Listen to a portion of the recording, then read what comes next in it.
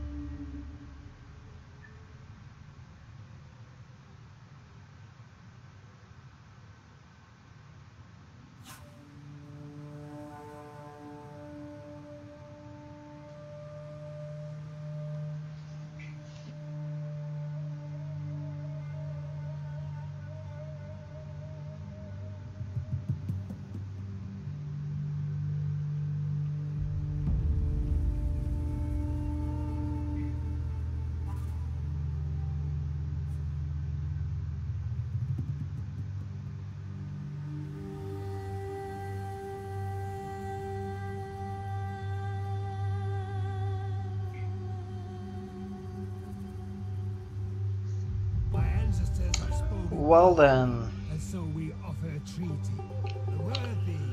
I think I'll actually say no to this, because I do want to expand into the Marcomanni land. I will say no to this.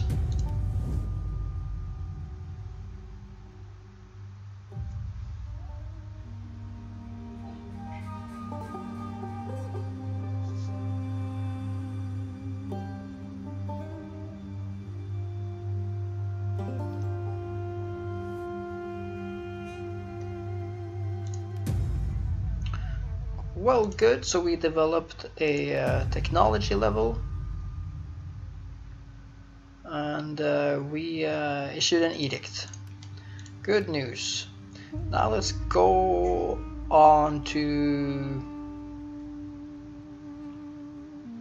local traditions.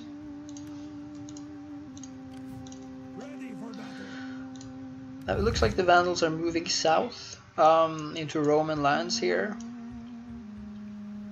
So I think... Oh, okay. We might be able to actually achieve our defensive alliance with the Franks now. Let's try. Crossing fingers. Good, excellent. Good Franks, good Franks. Let's check our objectives screen down here. Ticked off. Great.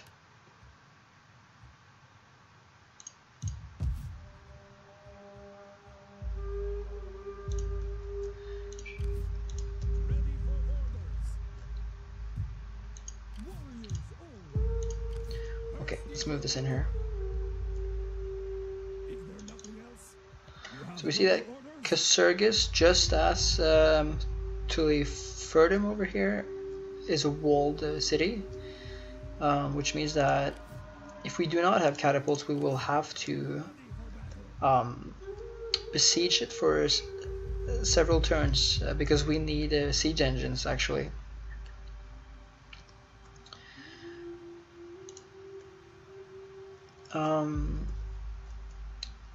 Taking Germania though, this is our first province and we do only have one minor settlement here, but nonetheless,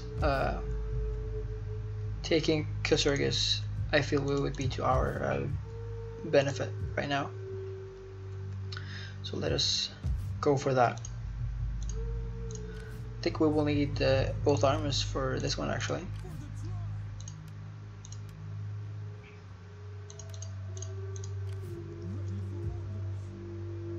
Let's move this in. Minus 12 public order, that's not nice. That is not nice. But we will be back soon enough. So I think that's okay. Ready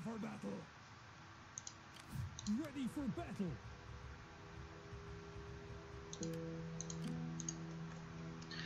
And let's end this turn as well.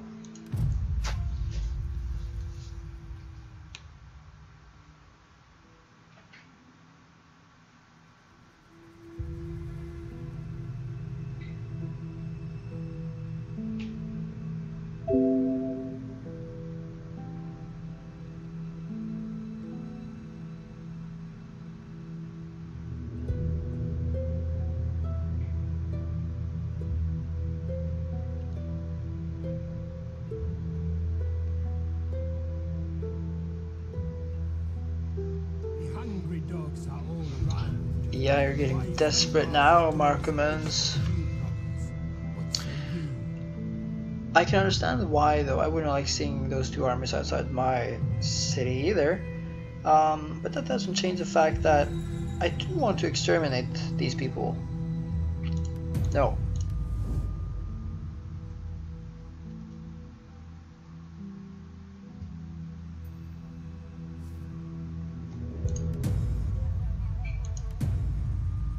Good winter, that's always good.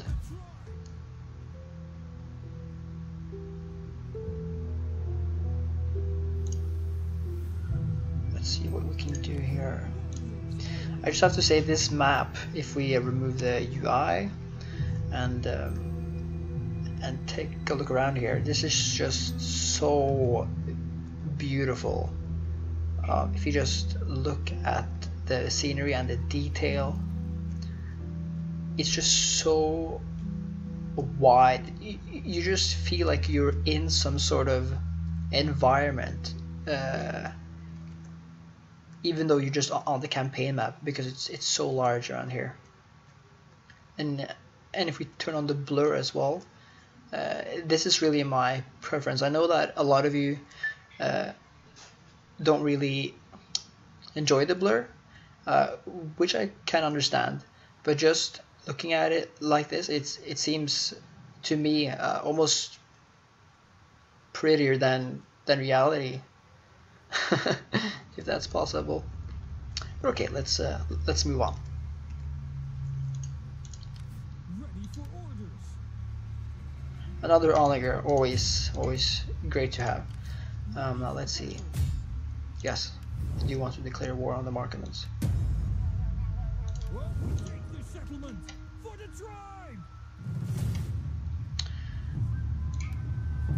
Now this is the siege development screen, and we are able to build a light siege tower, a light battering ram, or ladders. And we see that these that they cost different. They cost a certain point here, and we have a total labor force of 52, and 4 are available this turn. So, for example, since a light battering ram costs 3 points, we will have one ready for the next turn. However, the tower costs 5 points, so it will take 2 turns to finish that. But if we build a tower, a ram and a tower, they will still take only 2 turns, both of them, because we have 4, and 4 across 2 turns is 8, and 3 plus 5, as we know, is also 8. So let's do that. And I will place my other army close to my first army, so that it will join an eventual battle should the Marcomanni sally forth and attack us.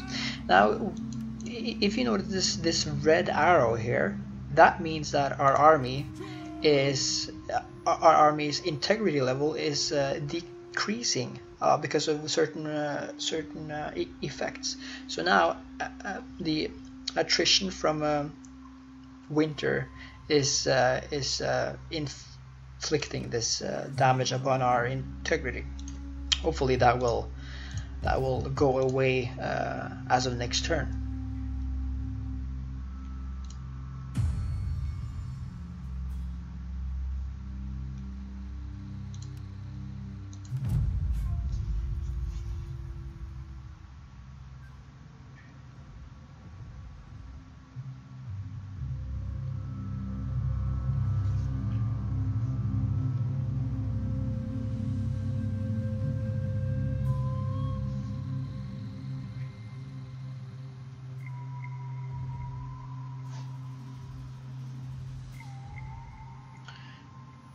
As you can see, there are a lot of factions in this game. The Lay of Ybor. In your splendid courts, a young warrior, Ybor, grows restless. His heart yearns for the wilds, teeming with the great trials that earn a man repute, and he beseeches your permission to leave.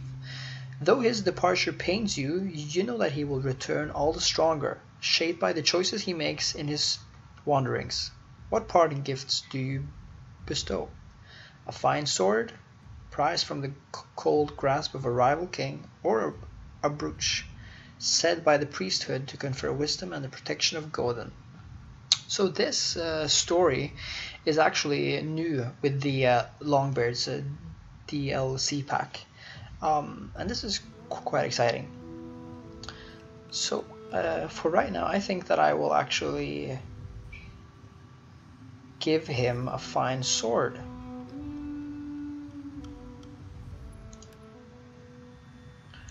Now I wonder what kind of effects that will have. The Burgundians. Good spring in Germania.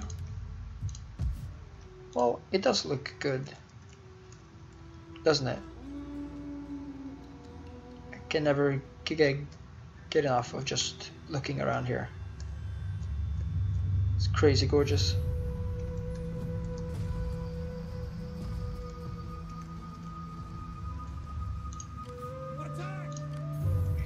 Let's keep that siege going. And Attila actually puts a large emphasis on sieges. So as we can see here, the enemy can last for 12 more turns before finally surrendering, unless they obviously sally forth, but then they won't have the protection of their walls anymore, which I actually think is a shame, because, or not a shame, but if you sallied forth in Rome or Medieval 2, you would actually have to sally forth out of your walls. So the besieging army would be right outside of your walls, but you would have to actually run outside of your own city to attack the attackers, which is a much more difficult job, I feel, than to just have a regular battle map on a field.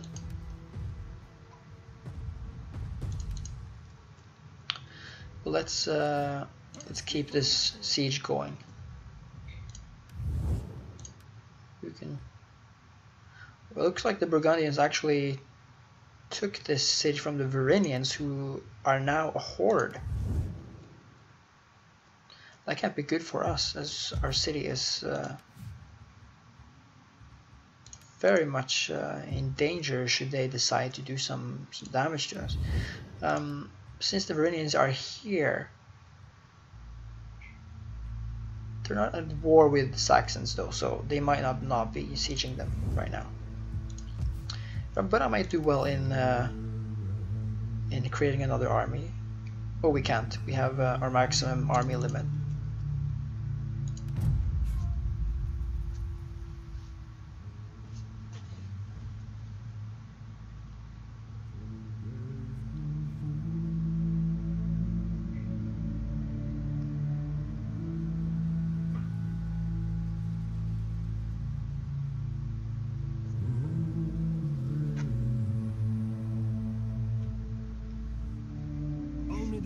fighters dare speak of peace to their enemies.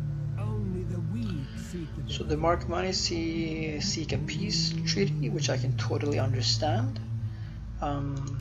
I will not agree, and they will not become a tributary state of mine. So I'll just have they don't even want trade rights, even though I gave them peace. So no, I will not accept this.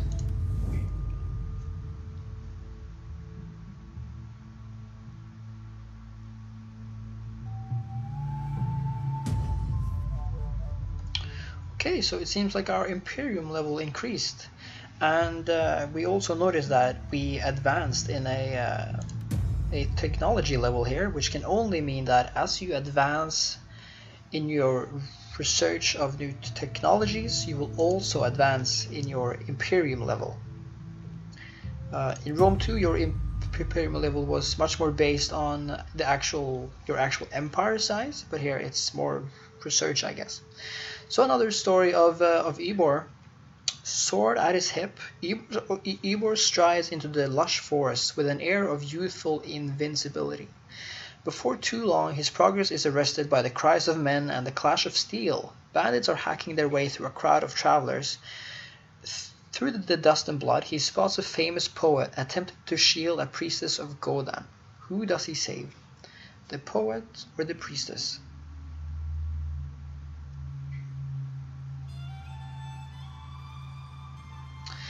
I feel like since I chose the warrior way instead of the religious way last time, I should choose the priestess this time. Let's do that. Rank gain for Ermenric. So as your governors continue to be governors, they will also advance in rank, which is good because you just have to place a character as your governor for them to advance in rank. Now I've just noticed that we have 0 food, meaning that we are barely hanging on here, and since we have advanced in a skill, we can actually make him a hunter, which means that since he is a governor, he will get a 5+ food from governing a province, which is very beneficial to us right now. So let's do that.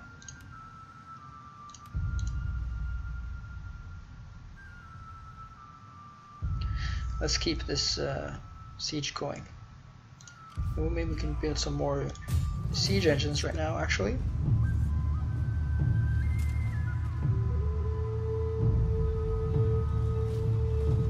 Let's do another tower.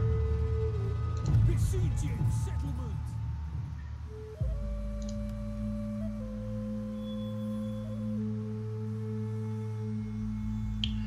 I'm just wondering, we do not have any sort of food building here, and we will not be able to until we can build another one there, but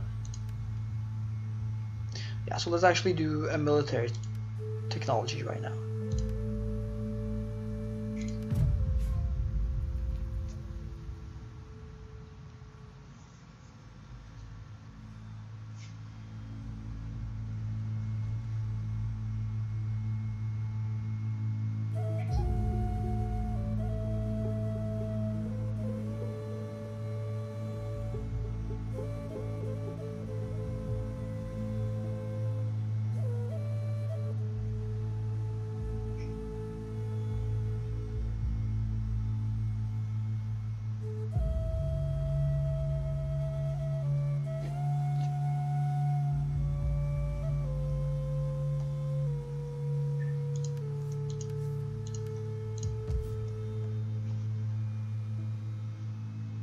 So now we can upgrade the artisan building to either a wicker maker or a clay pit. The clay pit will give us wealth from industry, same as the wicker maker, but the wicker maker will also give us a +2 wealth from commercial buildings, while the clay pit will give us a -4% construction cost to everything. I think I'll do the wicker maker actually.